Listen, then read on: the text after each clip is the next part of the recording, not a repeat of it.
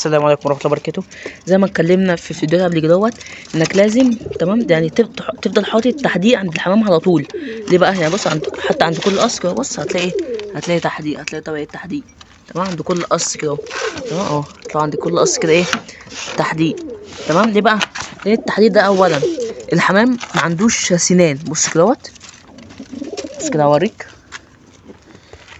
بص الحمام بص الحمام اصلا ما عندوش سنان تمام. استنى كده، بص هو الحمام ما عندوش سنان، لما بيجي ياكل بيبلع الاكل على طول تمام. فانت التحديد دوت اول حاجه لما تفرشه في الطاجن بتاع البيض، طبعا بيحافظ على على البيض من انه يتكسر تمام زي كده اهو.